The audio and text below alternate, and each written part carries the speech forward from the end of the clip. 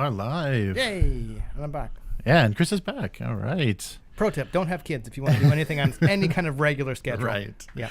Yeah, you got that strange, like, something wrong, that weird, uncomfortable look, and you're just, like, waiting for it. So are you going to be okay? You're going to be okay? And then the projectile I'm like, okay, I possibly could have avoided stuff if I had not been washing dishes at the time, right? Oh, no. Yeah. It was kind of one of these, okay, I'm washing dishes. Okay, you're going to the bathroom. And then, like, luckily the door was closed. Mm-hmm. I think I got like splatter on the door or whatever. Anyway, yeah. And then, then not knowing if it was norovirus, I kind of got like yelled at by my partner, understandably. Like, yeah. I'm like trying to help, and he's like, "No, just stand there." And he's like, "Guess I'll go back to washing dishes because there's nothing else I can do, right?" Get the hose. Yeah. Anyway. Yeah. They're saying too that because people are sanitizing with alcohol so much, they're not washing their hands as much. They think they're clean, and norovirus is completely immune to alcohol. You need bleach to actually kill it. I mean, we did wash everything with bleach. And Yeah. So hydrogen peroxide or bleach. Yeah. So there's a health tip. Yeah. But it's that's surprising. Luckily, it was not norovirus. Yeah. It was one of those things where, like, okay, got to call off and all that stuff, and just in case. But like, okay, you're not barfing again, right. So you're just going to sleep. And the next day was like, by rights, you should be at school right now, right? But just in case, yeah. Yes. Yeah. Oh yeah, Abyss norovirus. I don't know what the it's NORO in Japanese. Yeah, so I think it's a specific virus that lives pretty long on surfaces, and it comes from originally oyster shells. It have it a lot. Yeah. Yeah. So raw oysters frequently have this, and I think it's from oysters like sucking sewage. Probably. Basically. Yeah. Have you seen the rivers here? Right. I thought oysters live in rivers, but anyway. So in Japan they call it norovirus, and so kids can pick it up from like anywhere. Video game surfaces and shopping and stuff, and fast food. And so if they don't clean things well, because alcohol doesn't kill it, so it'll spread. And as soon as your kid throws up, that's the first thing you fear because it spreads really fast. And once I've had it once. Mm-hmm. You never want that again, right? Yeah. Especially if your apartment only has one bathroom. You're just like, no. Right. Yeah. It hits pretty hard. So if you've ever had like really bad food poisoning, it's similar to that, where you're just like, oh, I hope this is over. So this has been the disgusting parenting section. Yes. Yeah. Sorry. But yeah, anybody with kids knows that look. You get a look and you're just like, are you okay? Something's happening. Something's coming. Like horror movie projectile. All right. So any it's also you've got you primed some models you've been doing painting. And you know why you haven't seen other stuff being updated? Oh, what is that? I somehow shattered the front piece of glass on my phone camera. Oh no. And I don't know how, it's like almost like a bullet impacted it, right? The spiderweb crack, maybe because I keep it in my pocket with my keys, and thinking I was being safe, I then like peeled off all the broken, and now my camera will not focus.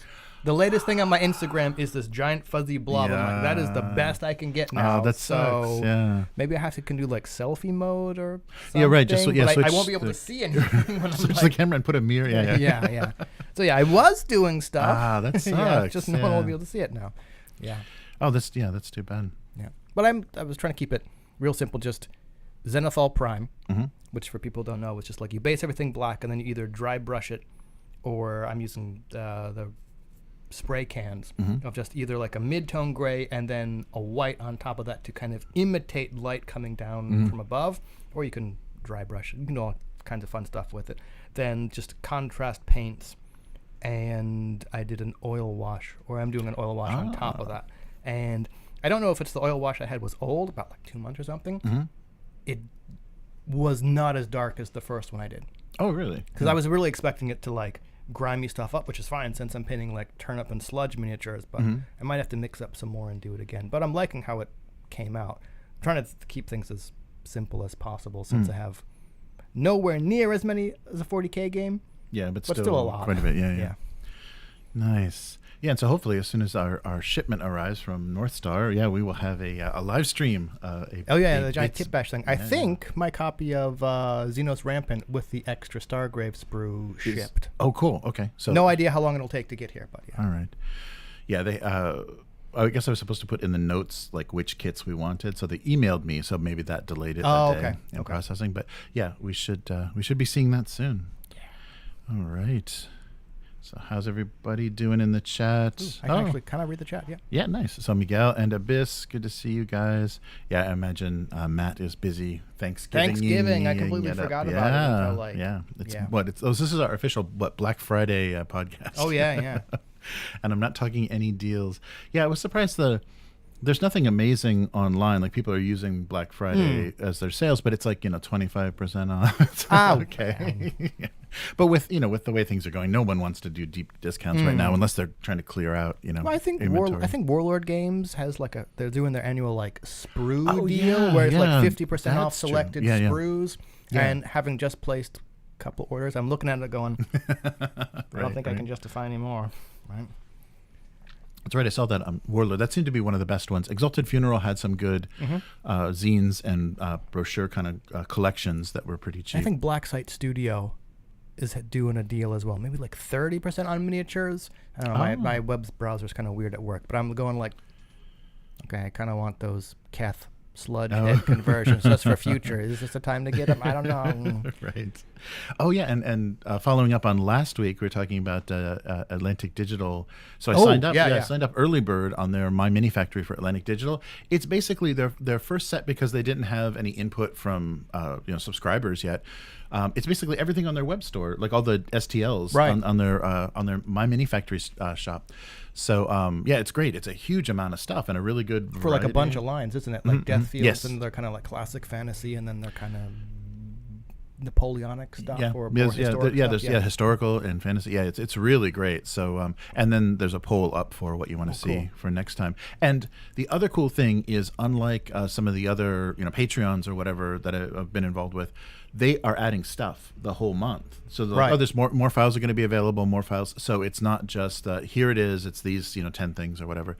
So it's a big amount of stuff. So I'll have to get some stuff printed. At least those alien heads and things. For Stargate stuff. There's some really good stuff. No, I was looking at their Deathfield stuff. Some of the stuff for Deathfields, I'm like, I'm not that keen on it. But they had cavalry upgrade heads that fit their horse sprues, and I'm like, I don't have any horses, but those heads look pretty cool. Right. So have we mentioned we're open for sponsorship? Yeah, right. Yeah. We gotta start talking to some of these people so we can show off their miniatures. Yeah, and that'll be motivating too, because it's hard to get on a schedule and get stuff painted. But if you've got a company saying, okay, so are you going to where's post the next anything? one? Yeah, that's great. All right. Very cool. Okay, so let's get started for this week. All right. Welcome to the Weekly. I'm Jeremy. I'm Chris. And this week on the Weekly, Hasbro sells eOne. Kind of. Oh, yeah. That was our entertainment. Yes. And the movie that they produced hasn't come out yet, so yeah, we'll kind of go through that. Okay. It's a little strange. Cease and desist for a Magic fan. Bank of America downgrades Wizards of the Coast because of Magic. Okay. Wizards of the Coast clarifies their OGL and SRD stance for 1D&D. See, I was trying to get Chris to look as sick as your daughter was last week with all of this Hasbro talk. And then it gets ugly. So I brought these up before the cast last week too. We got announcements right before I was live.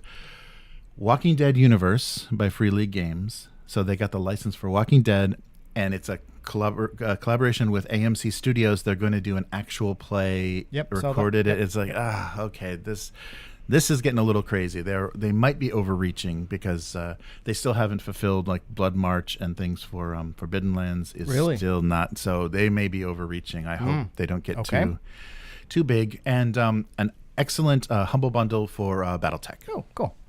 All right. So let's start with the entertainment weirdness. So a lot of this stuff, it's going to kind of overlap, and it gets pretty weird. But so as we know, there's a D&D movie coming next year, a documentary coming for the 50th anniversary. That's really just going to be like a propaganda thing. Yeah, right. just a big, long commercial for D&D. And all of that is being produced by eOne TV and Film. So Hasbro's board just recently authorized the sale, a sale process for part of its eOne film and television. So this is part of their kind of focused branding and go with your strong suit kind of stuff that they're doing.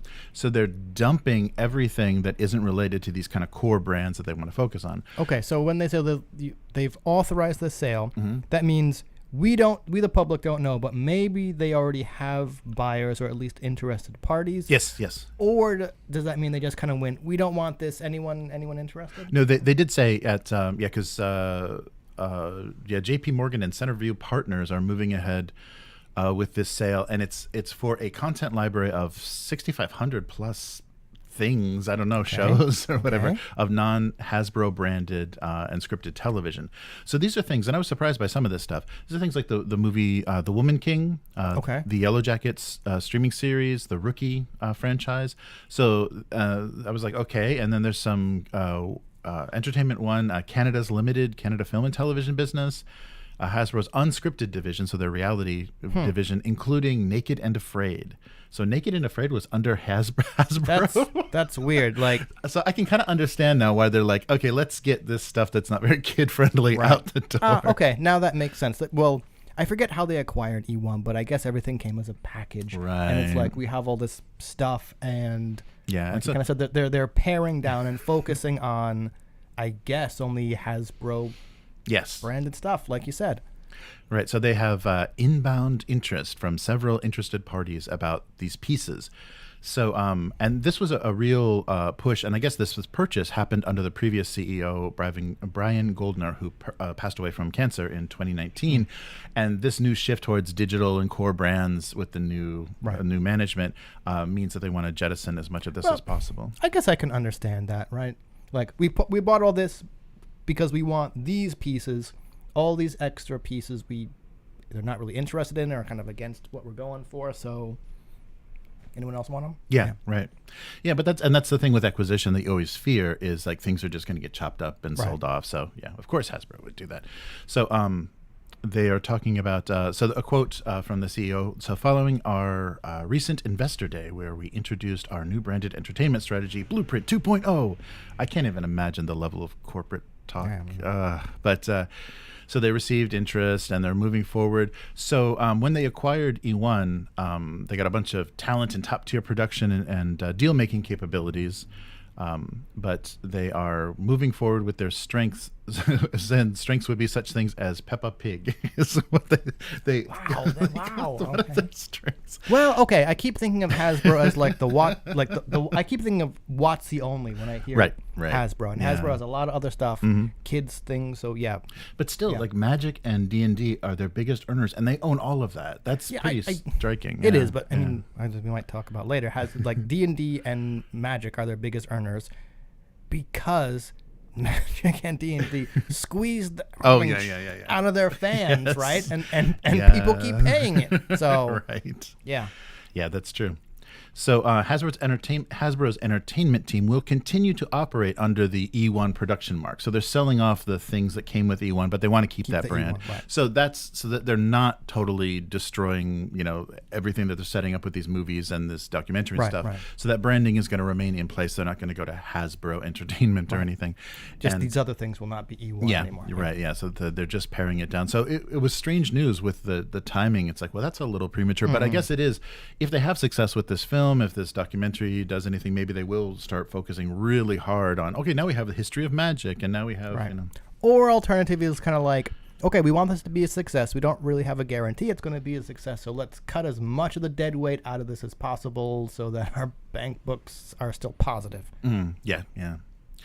Yeah, so I think I have these in the wrong order, but we'll go with this anyhow. Sure. So Hasbro, following up I guess this was actually specifically Wizards of the Coast branded. Right. So following this, so not only are they busy selling off their entertainment properties, but they're not too busy to send cease and desist to just a kid in high school that wanted to learn JavaScript. Right. So Card Conjurer, a web-based tool for entering any text and art into a Magic the Gathering card frame and generating a card image, has received a cease and desist. So it's not a storefront. It doesn't have any monetization or anything. Just a purely creative tool that made it easy to use if you don't have access to Photoshop or GIMP or anything.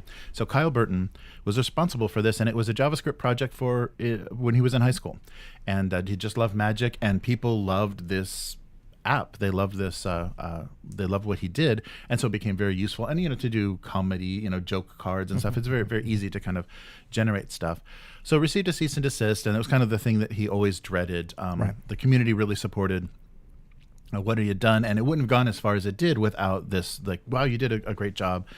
And it's just too bad that this is happening. So the strange thing is, though, alternatives exist, and they're paywalled up. They've got ads all over them. There's people making a lot of money for something that does the same thing, but they went after this guy for some reason. And so one of the people that wrote on a blog about it suspected that it may be because the app does include a 1/8 inch margin for printing. So it's specifically like makes it possible to print from this JPEG that you're generating, although it's not encouraged, or it's not connected to any print-on-demand service or anything. But the thing that they're also suspect that this is connected to is that a couple of images generated by this site, so with a little URL identifying Card Conjurer where it was generated, have been around as memes and things on social media. And after this kind of debacle of their 30th anniversary edition for the crazy prices, the traffic on this app has gone crazy. So people are using it to generate proxies. And because people are just like, Magic is now too expensive. 60 cards for $1,000 is beyond what I'm willing to pay. So a 25% increase in usage starting in October once they announced that wonderful pack. So those kind of things kind of came together, and but it doesn't seem like the app itself is not violating any fan content policy or anything. But they just said, okay, we're going to be careful now, and they're probably going to chase after people that are doing this. But from what I've heard, there are probably through Alibaba or one of those kind of sites, you can directly access people that will print pirated cards for you. You send them a deck list, and they'll send you the deck, printed, with whatever, various quality JPEG images. That's the thing. Like, I haven't looked at Card Conjurer. I heard about this and how he was getting the cease and desist. I haven't gone and looked at the sites. I wonder what kind of quality JPEG it generates.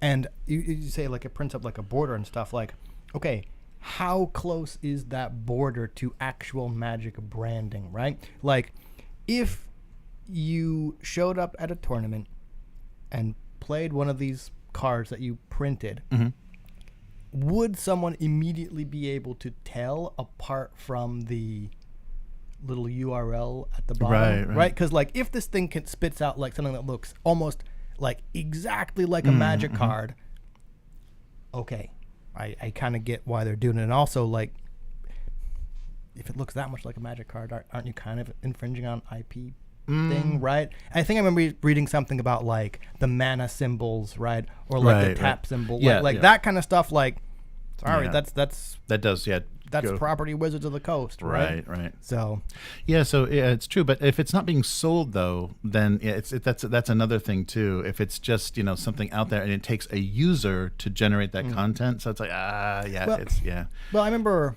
not exactly related, but in terms of like IP, like I remember someone back in the day was developing kind of like a Powered by the Apocalypse version of Iron Kingdoms, right?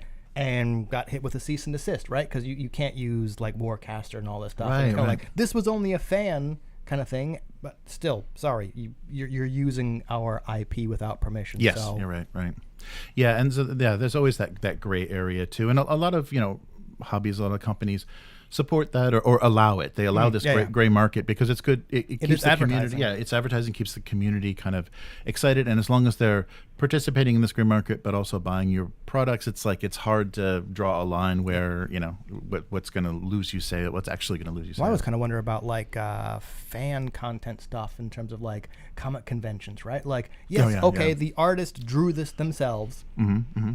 They're not characters the artist owns, right? Like I remember when Overwatch came out, and there was that explosion of just like fan content stuff. And on the one hand, like you said, it's free advertising for the company,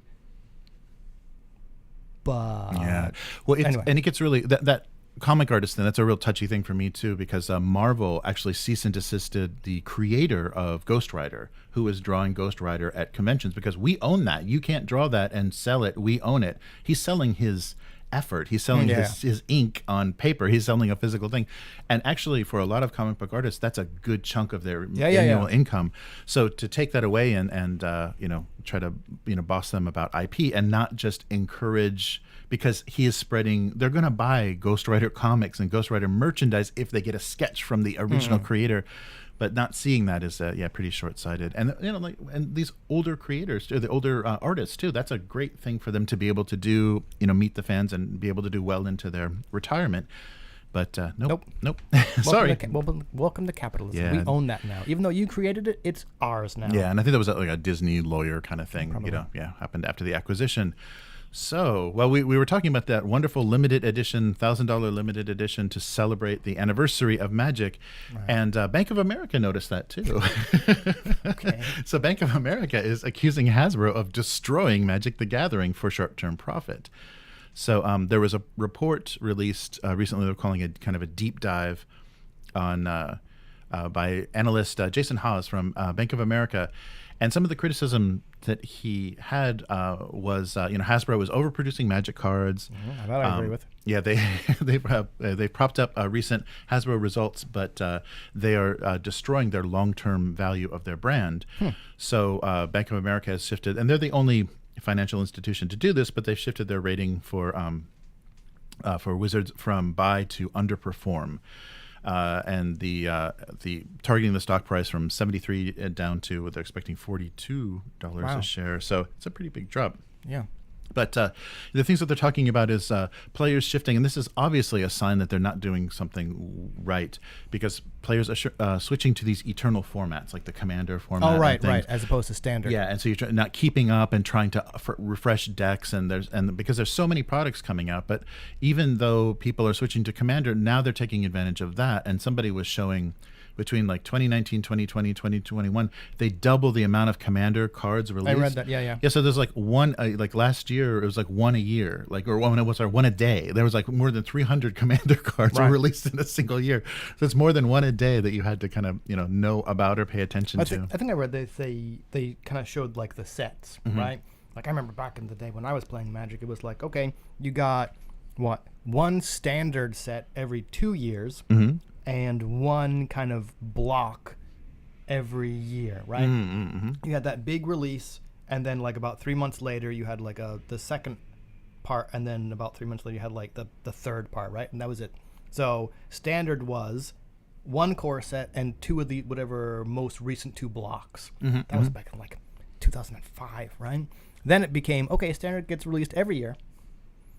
And now we're spitting out God knows how many sets between like those secret layers and Commander decks and like versus deck, and I don't even know what the fuck else they're putting out.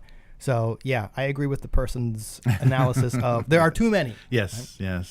Yeah, and it doesn't. I mean, they obviously don't understand that long term with something that has such a speculator's market. If you flood the market, go back to comic books in the 90s. If you flood the market with alternative Prisma color, foil, alternate covers for comic books to get people to buy a dozen copies of the same thing, same thing, you're not going to. That's going to collapse. That's a very short-sighted thing. So increasingly, people are moving to eternal formats. The increased supply has crashed the secondary market prices, which has caused distributors, collectors, and local game stores to lose money. Someone online was talking about the local game stores are just being ruined by this over release from Magic, because they have to keep all that stuff in the store. Their margins are so thin though. If they don't sell stuff, they're really screwed. If they have to clear it out, or if they have to discount it, they're getting really screwed by that.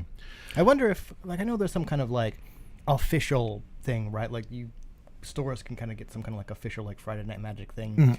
I wonder if stocking the latest product is I'm sure. a requirement for that. Yeah, if it's anything like comic books, I'm sure it is. It's like, well, you didn't buy this, this set, so and you probably have to buy it in a certain quantity as well too. Yeah, that's really brutal. Yeah, so they directly commented on the 30th anniversary edition. and the community reaction to it. So the $999 price for 4 15-card packs is what they were calling excessively high in this report. That'll get them.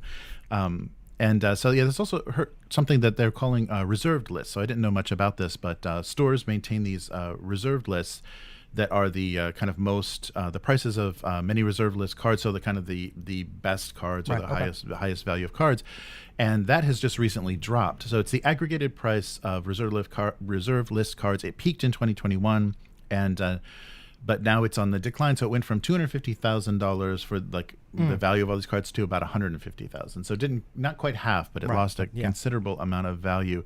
So that also means that if the speculator market disappears, there's plenty of other places, Yu-Gi-Oh, Pokemon, there's other places for speculators to go. And Pokemon is like booming right now. Oh, you're talking about people who just kind of like buy cards for the value of cards. Right. Yes, they're not playing the game. They're just, they're in that speculator market. And they've got to really understand, they don't have to only keep players happy. They got to keep these speculators happy that want this value. So if they're overproducing things, or if they're producing things they swore never to print again in these like limited edition, celebrate the anniversary versions, even though they're not legal, to play with, they still are reproducing these cards. I wonder if you have to, though. Like, I know we're talking about like you have to, but like these cards that like are worth a lot of money but are not like tournament legal or legal in any sense, like would Hasbro have to focus or worry about the speculators? Couldn't they just go back to like, you know what? Okay, we've oversaturated the market. Let's focus on actual players. We're going to go, like, for example, if they said, we're going to go back to the once every 2 year standard set, just one story set, because it's too much. We understand that. Right. And they would probably lose money because they're not producing a bazillion products a year. But if we went back to actually making people happy, right, to attract more customers. Yeah, what? What is anyway, that all I about? don't know. No, but that's interesting, and that's another criticism that they said. Yeah, they are making no new fans, Right. So they're basically getting people that are entrenched in this to pay more, people that are trading these sealed cases and stuff to pay more and to buy more, and it's a real weird. The economics of that is really weird because they want a big initial purchase by speculators, but then after that, Hasbro doesn't make any money off of what those insane prices that they sell individual cards for.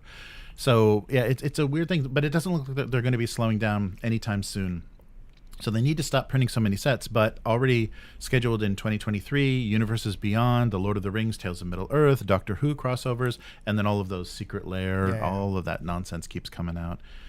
So they should. There should be a course correction, and they should actually understand that you're going to ruin the game, and fans will leave it. It's not like Magic hasn't dipped in popularity before, and this is a good way to make that happen and have people just stuck with a bunch of cards that they thought they could play with, but also had some value. And that is a real real screw over. Just and it's happened several times before, but we'll see what.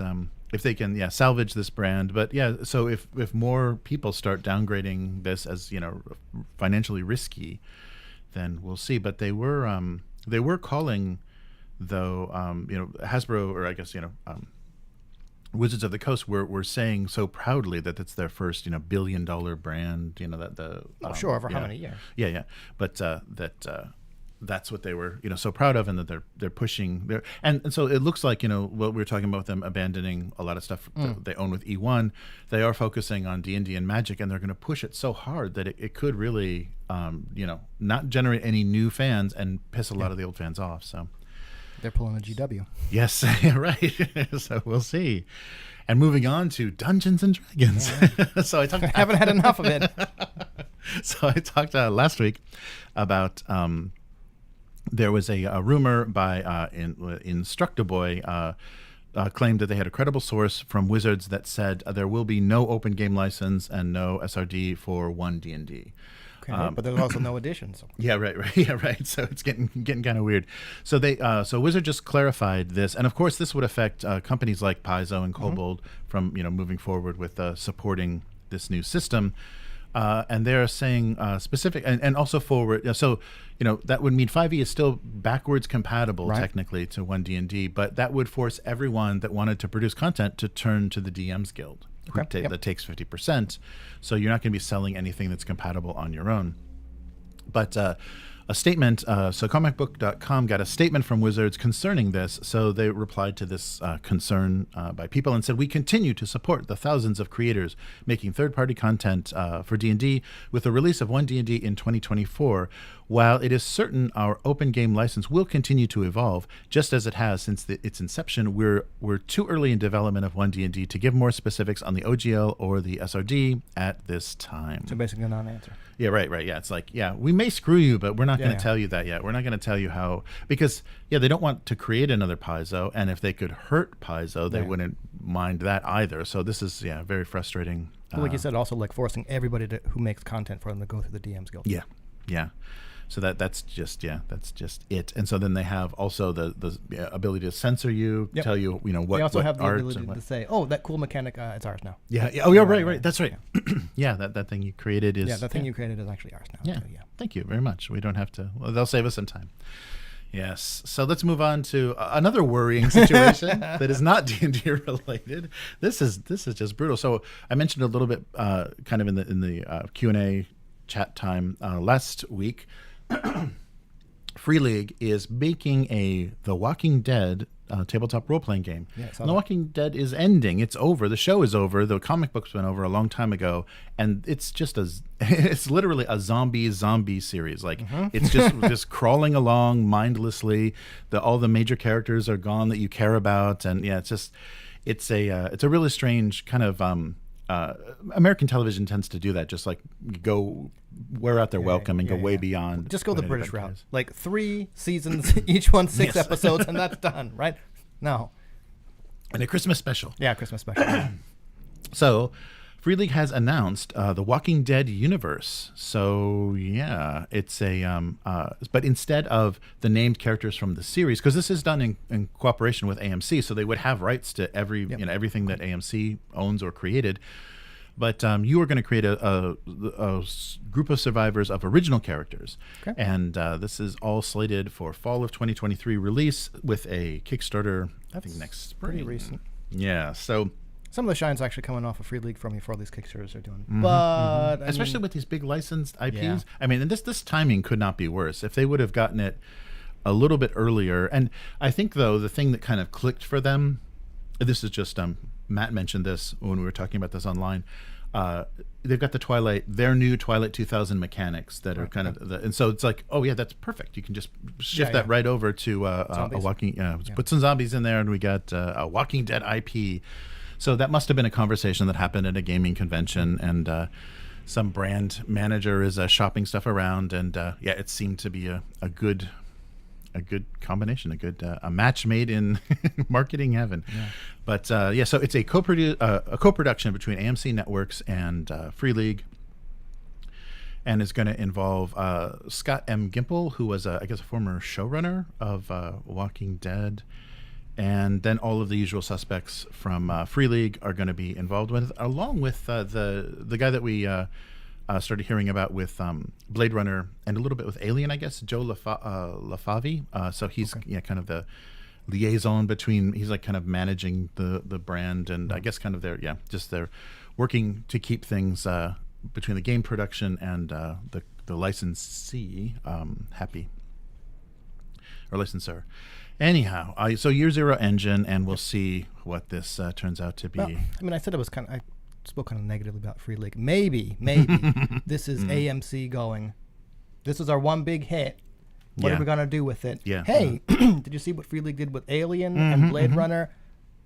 Why not? Yeah, right? Maybe this was AMC approaching Free League, and Free League going, yeah, sure. Yeah, right. The more stuff under our belt, the better. Yeah. Right. Yeah, and who knows? And this is something too that it doesn't seem like they need to heavily support with, like pre-written kind of very narrative releases. It's just like, here, we'll give you this sandbox to chase yourself around with zombies. But and they're also going to be working on in relation to this, and I think this is the thing that probably appealed to Free League, because this sounds like the big time, because this is Hollywood, this is AMC, this is Hollywood. So they're going to be filming an actual play at the AMC digital studios that will find its way into various distribution channels. Didn't they call it something else? What the? Or am I misremembering? Like, I couldn't tell if this was actually going to be like, no, maybe it was discussion I saw online where it's like, okay, an actual play kind of implies like a Critical Role-esque level of maybe like rehearsal and production and all this stuff where it's like, we're going to play the game, but only just barely. Right. I don't know. Maybe I'm way off here. Yeah, I don't know. But Free League was quoted as saying that this is an exciting opportunity for a live play for sure. If the stars align, literally and figuratively, tuning into every live play episode to discover which fan favorite characters, settings, and events might appear should be part of the fun. We're hoping that fans will be surprised where the story goes and who comes to roll the dice. Yeah, so they're just going to bring the TV. See, that's what they called it, a live play. Yeah, not right. an actual yes, play. right. Yeah, they're not play. actually playing anything. Right? They're just like this week that old guy with the RV. Yeah, I mean, I don't know. Like, I'm not the target audience, so I can't really say. But I mean, okay, AMC. Like, if they do get the actors who played in The Walking Dead, which I've not watched, so I can't name anybody, to like come and play this game, that's going to appeal to somebody. Oh yeah, maybe that's what they're looking at in the they're trying to find that brand synergy where they can flex flex some muscle that makes Critical Role look like amateurs. You know, as soon as they do that, it's like, we have Sigourney Weaver is playing Alien. You know, like as soon as that'd be pretty cool. As soon as they can do that, then they're gonna be much more dominant, and they may see that as a stepping up into the kind of the big leagues. Oh, the temptation of Hollywood. It's brutal. So a spring Kickstarter. So I have to give credit to Free League for finally creating a game that I will not be supporting. I'm not interested at all in this. So if somebody wants to play it, I would probably play it, but it's going to have gorgeous like Martin Grip artwork, and it's probably going to have use the panic mechanic and stuff. Like, it's going to be. Oh, that's right. Yeah, right. It's going to be awesome. Like the game, like based on previous Free League mechanics, it's probably going to be mechanically sound. Like you said, the artwork's going to be gorgeous. But it's just going to be like, if I can I'll just print a bunch of stickers that say Zombie Town, and I'll just stick them on, cover up anything that says AMC, production. Right. Like I'm wondering how it's going to differentiate itself from any other zombie thing, apart from having named stuff and places in their literal play. What is it? Their partial live play. The live play. Yeah. So I don't know. So but I just don't have any interest in this, and that's heartbreaking because they've done Blade Runner is excellent, Alien is excellent, so this is going to be excellent. But I hate this property.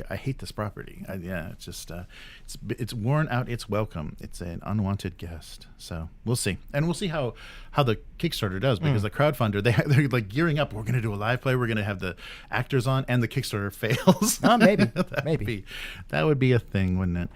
All right, so a little bit of going back to last night. I was opening some boxes of Battletech. Oh wow! Yeah, so I had the core the starter box, not the beginner box, but kind of the starter box and the other box of Battletech, the Clan Invasion. Okay, there you go. Clan Starter Invasion. box and medium box, and the other box. So I opened those. I got a really good deal on those. Like less than half price. Oh wow, nice. Online, and was really curious about like seeing the rules and the kind of the quality of the sets, and the quality is pretty amazing. I haven't bought anything Catalyst board games or anything before. The boxes are glossy and nice, and everything is produced well. The miniatures aren't bad. I was worried a little bit they'd be very board gamey, and you'd have a lot of seams and weird glue and everything, but no, they looked really good. And Miguel was with me. Thank you, Miguel, for hanging in there and giving me some, correcting my mistakes, and kind of supporting me with like what we were looking at in a lot of cases. And it's pretty cool. I mean, it's the same rule set. It's almost a 40-year-old rule set, and it's still working. And people are still playing it, and they're using it in PC games. So it's pretty cool. So if you are interested at all in taking a look at Battletech, Humble Bundle has a great introduction bundle right now. I think we've got about another week. For $35, you get just about every digital book that they produce as far as rules, and a physical copy of their new beginner box. A physical copy? Yes. Wow. So that ships just to the U.S., but there are forwarding services and ways to deal with that. And then if you just want the digital version, it's $18 for everything. So it's digital rule books, field manuals, campaign books, everything. Unfortunately, though, the new beginner box was very popular, so it's actually out of stock. So they're going to start shipping these starting January of next year. So you have to wait a little bit for the physical book. spot. But yeah, it's pretty good. And for just $1, you can get all the basic core books to take a look at without. It's not the starter rules or anything, so it may be a little overwhelming to just take a to just dive into. But if you've wanted to try some Battletech, this is a great opportunity to have digital everything, because they've had that's available in the store, but the prices it's they're expensive. The PDFs and things are expensive. This is a great way to get some great content for Battletech. They don't mention a lot of. They also have a lot of novels, a lot of fiction connected to the lore. So I don't think there's much in terms of fiction, but that may be something else that's coming up. Another bundle may support someone all who's of their fiction. generally not interested in fiction. Fiction that's attached to a property. Yes. And be like, okay, rule set, cool. I want to look at that. You're right. Yeah. So pretty cool. So I'll put a link for that, and if you do end up purchasing that helps this the channel and our stream as well. So that's an affiliate code on there. So not to be deceptive, but that's great. It helps us too, and it's really cool. It was really nice to see what was in those boxes. It's surprisingly well made and well produced. Little vacuum trays and everything. Nice. Cool. It's not just stuff thrown in Ziploc bags. Yay! So Catalyst Games, that was the first I'd seen of their stuff. And thanks again, Miguel. That was very fun to have somebody in the chat going, no, actually. Actually, that's whatever. Because they opened the universe map, and it's like, oh yeah, turn it over. So they have like the two eras and the changes that happened during Clan Invasion and stuff.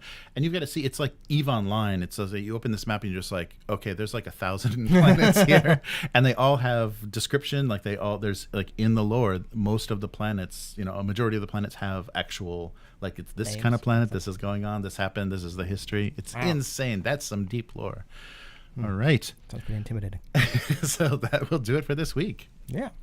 So where can people find you? Not on Twitter, as I'm working off a 7-day suspension. I'm on like day 5. What did you do now? Was it your priming that they were? No, I suggested people should respond to violence from bigots with more violence. So of course I was banned for inciting targeted harassment. Yeah, thanks a lot. Upturned Table in no way endorses this violent radical. Yep, sure. So I'm on Hive.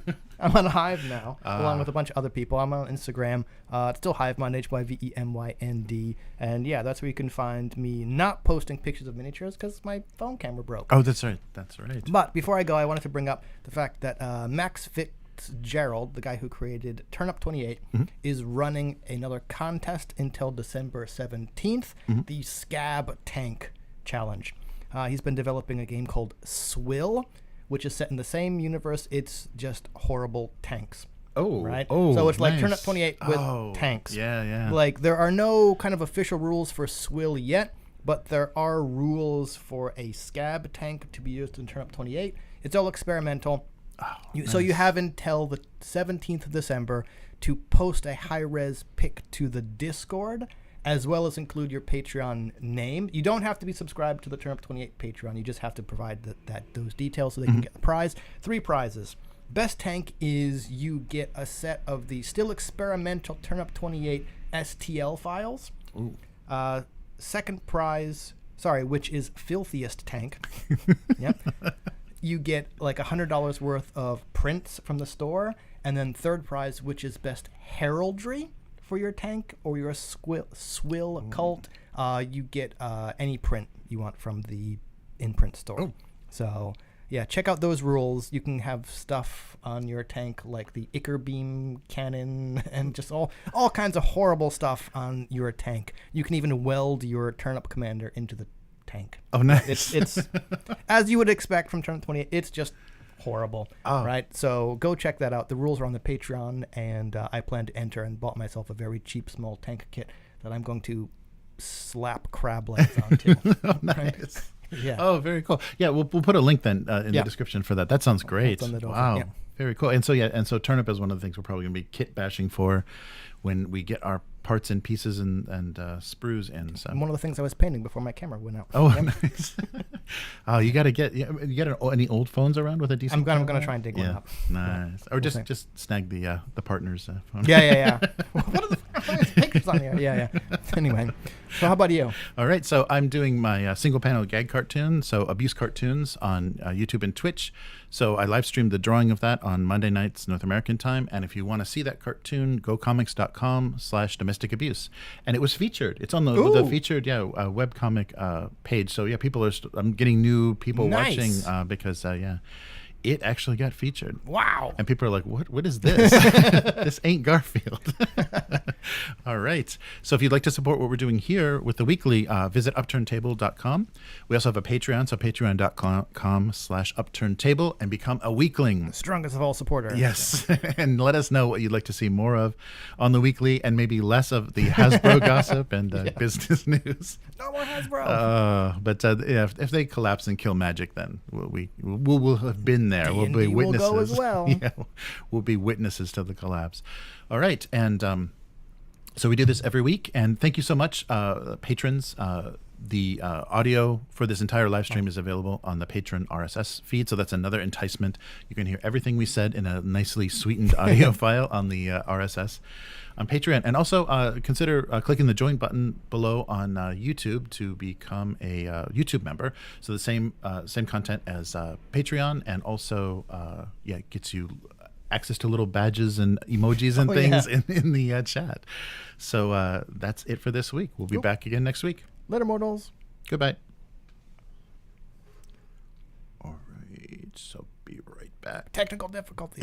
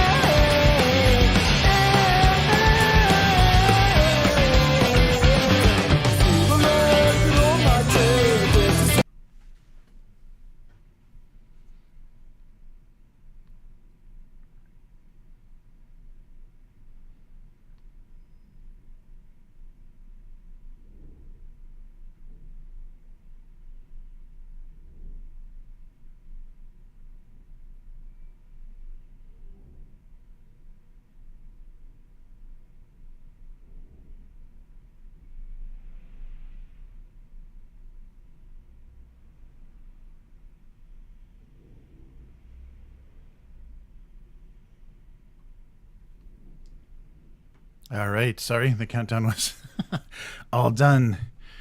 Hey, Miguel, Yeah, thanks so much for your help with the Battletech unboxing. That was really fun. And yeah, that's a really they did a really good job making that as compelling as possible. I want to take a look at the timeline of how the lore developed, because they've had so much history with that game. I wonder how long it took them to get to the point that they're at. Very cool. So Abyss, yeah, thank you for oh yeah, that's right, the BTech coin. Yeah, we're starting our own crypto wallet. Yeah, that's crazy.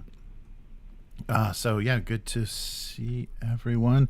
So yeah, I'm sure most of North America is engaged in family affairs. So yeah, just go back through the chat real quick. Oh, nice. Oh, Miguel has a Stargrave crew. Excellent. Is it made of former squats or former league members? Yeah, nice.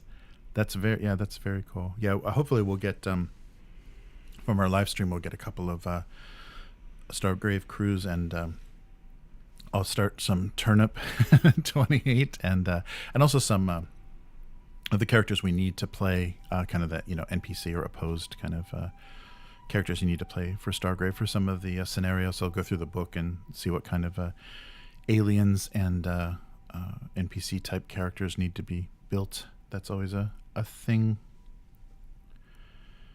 Nice. Oh yeah, Vallejo. Yeah, weathering effects. Yeah, I'm curious. Even though there was that little bit of controversy, I'm really interested to see Vallejo's version of contrast paint, speed paint, that's coming out, because it'll be cheap and they'll probably sell it in Japan. For some reason, some of the hobby stores have real good sections of Vallejo and not much else. A couple of the bigger stores have some Green Stuff World, but really expensive. So they're like doubling the price of it, and it's already a little expensive. So, hey, Donald Kelly, thanks for stopping by. Oh yeah, Exalted Funeral Black Friday deals start in an hour. Nice. Yes, yeah, a copy of Forbidden Psalm. Yeah, I just got my copy of Last War, which is like a World War I take on Forbidden Psalm. So I'll go through that. I'll show that off on a video soon, and it's got really cool cards for it, and yeah, lots of stuff. And it's done really well. The production quality, as usual, is done well. Let's see. Oh wow. There's a Swedish shop selling the Dominion boxes for $77. Yeah, those things got cleared out. I got one for like around $100, like 99 something. During in the spring with a little bout of COVID. So I think some Amazon sellers and stuff, scooped up a lot of like overstock that Games Workshop was dumping, because there were photos of just pallets and pallets of a Dominion. I don't think it went over well, and those are some good looking miniatures. I mean, I'm not excited about Age of Sigmar, but especially the orc types are more Lord of the Rings than they are actually Warhammer looking. So those would work well for some of the other games. It'd be cool to put like a goblin-y looking orc crew together or band together for Frostgrave or something, like theme something pretty dark and weird. Do a necromancer and a bunch of thugs. But there's a lot of stuff. Yeah, that they're really dirt cheap, and about 50 minis and some real epic stuff. Yeah, and good pieces for even though it's a lot of fixed pose stuff. There's a lot of good pieces for kit bashing and stuff, and wings and halos and all kinds of crazy stuff.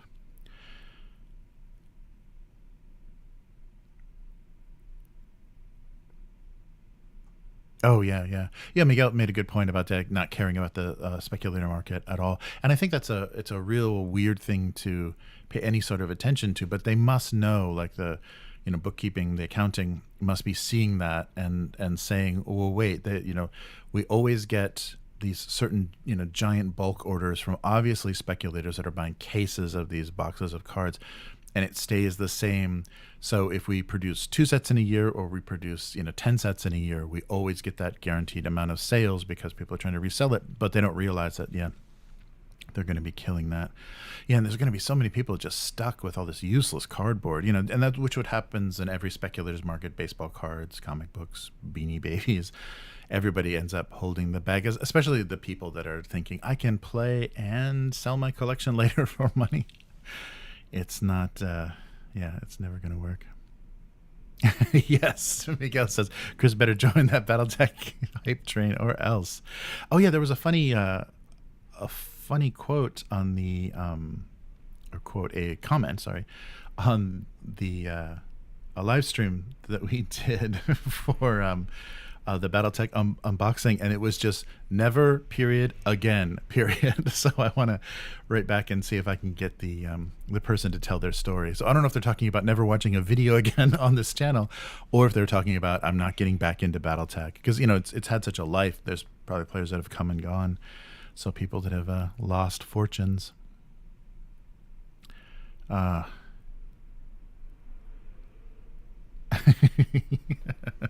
Yeah, if you scream loud enough, we'll back out. Statement from Wizards. Yeah, good point, Miguel. Yeah, they're definitely like, no, don't get to, that might have been our plan, but we're not going to say that's our plan now, and we're going to rethink this whole thing, because if you guys really, because they do have so much, they get a lot of criticism, but there is also this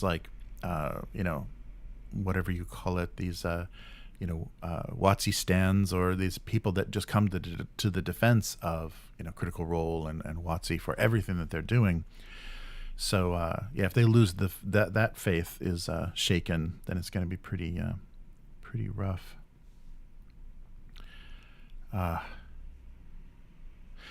So there's a lot of. So speaking of Kickstarters, Elric. Oh, the Elric one is dead.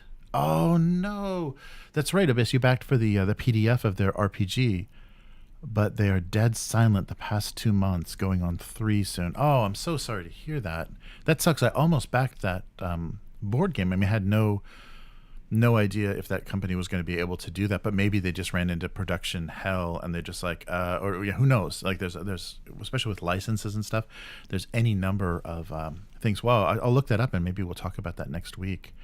That Elric board game, that's a shame, because they were talking about, they added that PDF because they were going to also release that RPG, a translated version of that RPG. That's a shame. Wow. Abyss says, Twitter has become a cesspool with unbanned people killing mask off more and more with each passing day. I can't even imagine. Yeah, I'm glad that I didn't have. So my daughter in the U.S. and stuff has a bigger stake. Like, she has a lot of customers and stuff, on her Twitter for her Etsy stuff, and so that sucks, because you don't want to shake any tool that you're using to communicate with customers.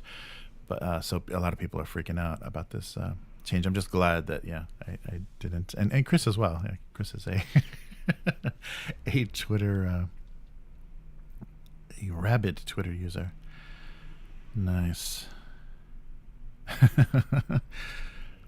Yes, classic North American holiday, celebrating some horrible crime against humanity day. Okay, Abyss. Yes, maybe it's nothing we should celebrate. It was the only time we can say maybe something happened. So we were dying and starving to death, like Jamestown or whatever was collapsing, and we were kept alive by, unfortunately, not very long-term, not very long-sighted Native Americans who didn't know that we were just going to keep coming. If you let these guys live, then they're just going to keep coming, unfortunately. It's funny too. In Japan, they do have, so Wednesday, the Wednesday before American Thanksgiving, in the week is Thanksgiving Labor Day in Japan. So it's a weird, like, middle of the week day off to say thank you to workers. But it's such an inconvenient, weird day. I guess if you throw a couple of vacation days in there, take Thursday and Friday off, you can have like a 5-day weekend. But it's messed up.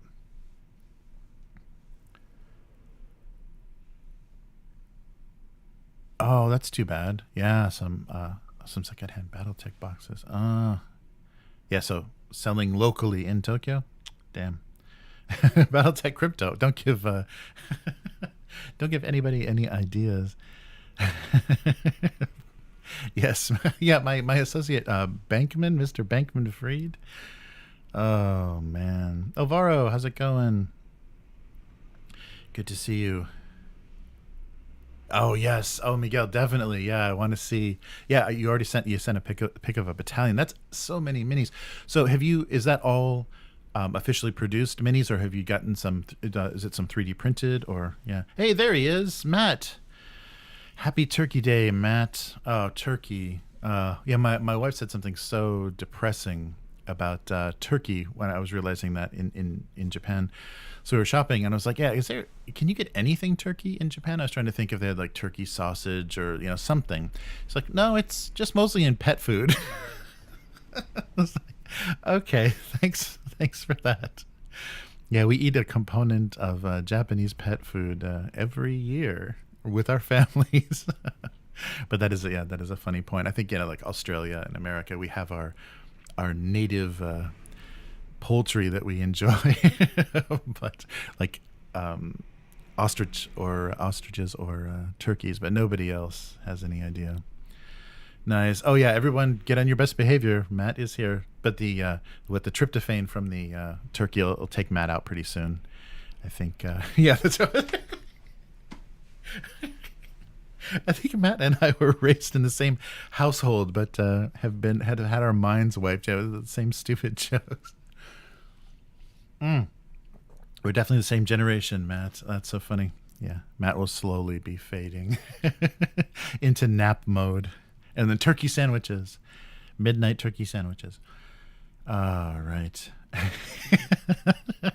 Yeah, tryptophan's not a controlled substance. It's the thing that they credit you getting so sleepy after a turkey dinner. So turkey is a little bit more of a wild, it's less domestic. I mean, it's very domesticated now, but it's a less domesticated, so a little gamier. Like if you've never had turkey, just imagine a gamier chicken, like slightly, that spicy, gamey flavor. And that's what turkey is. And very dry if you don't cook it right. Nice. Yes, the sleepy substance. Yeah, I have no idea how to spell it. Nice. Oh, Miguel said, as for Catalyst, so far, so pretty good with 3D prints. Oh, that come from online games. Oh, nice. Some kind of deal with the fans. That's pretty cool. That's a great idea, because I did see that. Yeah, people were talking about printing for Battletech. Nice. And Metal Battletech mix. Oh yeah, that's true. I saw on there. I was looking at the Catalyst website, and I saw that they did have some kind of like a anniversary or kind of like a little celebration. They reprinted some metal miniatures of the game. Yeah, that must have been crazy when they were metal. I can't believe there's so much, so many games with like large format, and even like when I was looking at Vor or any of the the even like 90s games, they were doing large scale, and I think even Privateer Press, did this. They were doing like large scale miniatures, metal, like some resin parts, but a lot of like big chunks of metal. Oh, Matt's sex chat friend is here. Oh man.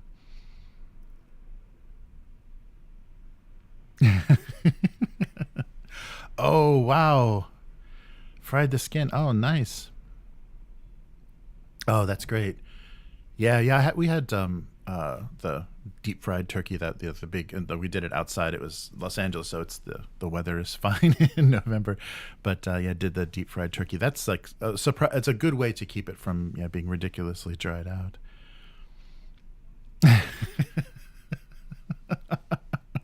But it's photos of that bot's sister. What is it? Is it a bot sister's photos? I don't know. I might be curious about those. Oh man, yeah. So happy holiday, Matt. And is Black Friday even a thing anymore in America? I think it's must be dying out. I mean, it's a good marketing gimmick. I think it's probably working better online than in person. But that used to be such a thing. You would see people lined up, or people like leaving, like neighbors leaving the house at like 5 a.m. on Thursday morning. Oh man. But yeah, that's crazy. So yeah, I don't that's a real shame about that Elric Kickstarter. I would have loved to have played that together. The RPG. It's too bad. Wow. So and it wasn't. So this week was a little different. There weren't like all those last minute stories pouring in. And thanks, Matt. Oh, that's right. Matt wasn't in the chat when we were talking about it, but thank you so much. Matt sent me a lot of those articles about the Hasbro decisions and stuff. I was seeing some headlines and some mention on different sites, but thank you, Matt, for the links for some of those. There's some good quotes in those articles, especially the Bank of America one. It's crazy. I mean, and once these companies get so big, they're beholden to shareholders, and that's what's happening to Hasbro is they're wanting to show these results. So okay, let's just focus on the stuff we know makes money. So keep everybody happy, keep that arrow going up on all of our charts, and it's gonna short term keep people really happy. And they should have known that the bump that both Magic and D&D got from the pandemic was this artificial thing, and it's going to be kind of they're going to have a weird bump, and of course stuff is down now, but who knows. Oh yeah, Abyss said so. Abyss pledged for just the PDF of the Elric RPG that they were translating into English, but the company that was doing the board game, Abyss has said, has been radio silent for now almost going on 3 months. So 2 months, almost going on 3. So that's never a good sign with Kickstarter. So maybe they ran into some production problems or license problems or something, and there's no word. Yeah, that really sucks. Yeah, I was tempted by that, but it's crazy with especially more recently with unproven companies and miniatures, tooling and producing in China. It's so unpredictable right now. I'd be reluctant to even back anything by Come On or Awaken Realms or anybody that has a lot of experience in doing this, just because it keeps changing. The lockdowns and stuff are still going strong in China, and they said that China is not going to be back to normal until well into next year, if even then, because the way that they're trying to control this is crazy. Matt, I felt the same. That's a shame. Really wanted to see that RPG. Oh really? Yeah. That's right. Because isn't Foxconn the Foxconn factories like having like protests, and the police are beating, or probably the Foxconn security is beating the employees because they had some lockdown or some COVID problem and walkouts. Foxconn, workers literally rioting and then just being beaten in front of their factories. That's true. That's going to really, so iPhone whatever is going to have a bit of a pause. Everything is going to. It's just not over yet. I mean, it's just still so complicated. And they're talking about how because China is not real open with their numbers, but how down manufacturing and the economy in general is in China, and that's really scary because that affects everybody. So everybody's production of anything. Because we thought just the the cargo, the shipping lanes and everything were being a problem, but with actual factories being shut down and actual entire parts of Chinese cities, that's brutal. Thunder Road got pushed back again. That's Restoration, right? May 23rd. There's some stuff some stuff I'm surprised is going to get here before the end of the year, which is good because the Chinese New Year and everything delays everything. Like once you get past the New Year that everybody celebrates, then you get into February, and then China goes away for the holiday. So if stuff doesn't come out before December, you're unlikely to see it. Oh no, I haven't gotten anything Blade Runner yet. I have gotten a couple of like random. I hate the notifications in Asia. Whoever does the Asian distribution, it just says a package is on the way. So I have a package from the UK coming, but I'm not sure. It didn't. I haven't confirmed that it is definitely Blade Runner, but I've seen people posting on the Facebook group that they're getting their stuff. So I can't wait. And then so Matt, you're gonna have to get here. So you and Will are gonna have to get here, and we're gonna play in person. We'll replay in person. Oh man, so haven't gotten it yet, but I'd love to play. Oh, I guess I can't. Fuck, I've screwed myself, right? I can't enjoy playing that case file. I have to play something else in Blade Runner. I can't play that because I know everything. I would know too much. That's cool. Delivering in the States. Yeah, I got a notification that something left England, and it's England to Japan is usually pretty good. So I might see something in a week, but who knows? Yeah, it's a shame. Only if it's produced in China and they'll send it, and they're not compiling anything and sending it to a distribution center. Only if it can come right from the factory. Japan gets it really early. Like I got all of the black. What's its face? The company that did the kind of generic fantasy miniatures. I got those super early, and they still haven't fulfilled in America. So they're having huge distribution problems in America. But Blacklist miniatures. I got those, like a year ago, and they still haven't fulfilled in the U.S. So that's an advantage for plastic being here. I think pre-orders are up. Might be up for Blade Runner on their website. Yeah, I don't think they're not going to do. I don't think late pledge, or maybe the late pledge takes you to the pre-order page. But I think pre-order might be up on the Free League page. Yes, right. Yeah. Nice. That's right. I can never play Blade Runner because that's funny. Frosthaven. Oh, Frosthaven is finally getting backers. Oh wow, 2.5 years. Nice. Yeah, I'd really like to see that. I've sorted. I've punched all the tokens and sorted everything for Gloomhaven. Have never gotten it on the table. I mean, I could solo it, so I should. But so many people have done that online. It would make for great content. But I really want to play some Gloomhaven, and now Frosthaven is coming, and it's especially how the timing is working out. The creator was even saying, the Kickstarter is going to be so much cheaper than they're going to be able to do it for retail because things are getting worse. Production, shipping, and everything is getting worse. And this is a big, heavy game. I forget, 15 pounds or something. I forget what the actual weight of the original Gloomhaven was, but that is not a good thing to try to ship anywhere. And it just causes a lot of trouble for both production and shipping.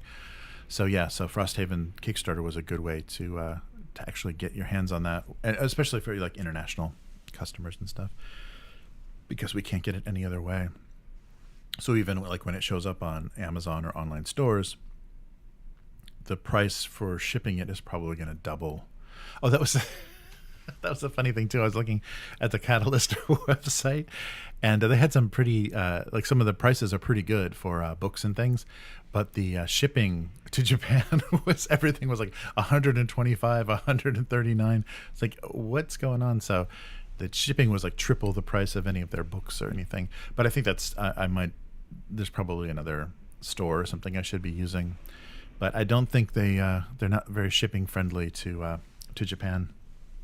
So I'll have to go through. I'll use a forwarding or try to find stuff on other retailers. Oh yeah. It was $100, and now people have to pay $225. Yeah. That the shipping on Catalyst website was crazy. So hopefully, if there's anything that you can't get anywhere else, I can just send it to a U.S. address and then do the forwarding deal. Cool. Well, I'm looking forward to getting Blade Runner.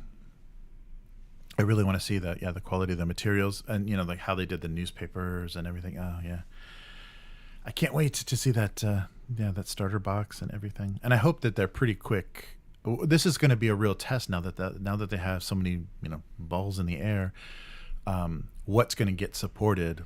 I think so the third part of the Alien thing is coming to an end, so we might not see a lot of support for Alien and One Ring. What more are they going to do with that? And then what are we going to see for Blade Runner? Because I really want to see these next case files, especially if it's this whole connected story, which it's looking to be. I can't wait for that to play out. Right. One mecha is $14. The shipping is $50. Yeah, I love that. Japan is surprisingly inconvenient. I've had a lot of luck with UK. A lot of UK people, of course, won't ship stuff, but if they do ship stuff, you can get it pretty quick through Royal Mail or pretty cheap through their whatever that other the cheaper the budget version is. So that's good. So yeah, so some interesting stuff coming up. So Matt says, so you're telling me I should buy an old-timey prop cargo plane? Yes. And out of Singapore and fly games from China to Japan. Yes, that would be excellent. That would be very cool. You can just drop, big supply drops. So just wooden crates with parachutes on them and just drop them on mainland Japan. That'd be perfect. This island living. That's definitely. I think. And even Australia is punished so brutally. And they get stuff. It's funny because they get stuff so late. Like the reputation for Australians is that they BitTorrent everything, they pirate everything because they're the last in line in a lot of cases for in global distribution for things. They get movies and TV shows so late, and then with the internet, you're not participating in any kind of pop culture discussion because we don't have that yet. So yeah, hopefully streaming has changed that. But as far as like theatrical releases and stuff, they always got screwed over.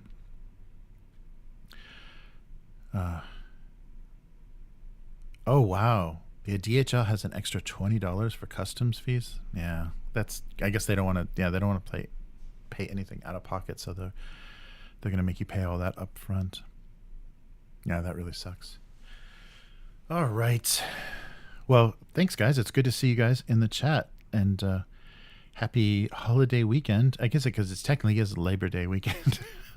In Japan. This is the closest weekend to Thanksgiving, Labor Day. And enjoy, Matt. Enjoy your weekend. And let's find out. So we may be continuing some more John Carter, depending on holiday and family stuff. So we might do some more of that tomorrow. So looking forward to that. And we'll be back next week on the weekly, and hopefully schedule-wise and everything, things will work out. And Chris will be here. So excellent. Yeah, and so there should be some more good stuff coming up. And part 4 of the Blade Runner actual play. By the time I finish this actual play, people are gonna be like, well, I watched that like last year. Yeah. Part 4, actual play coming up. So take care everyone, and I will see you next time. So and Miguel, I'll definitely hit you up about more Battletech. I have some questions about putting stuff together. All right, so take care, and see you next time. Goodbye.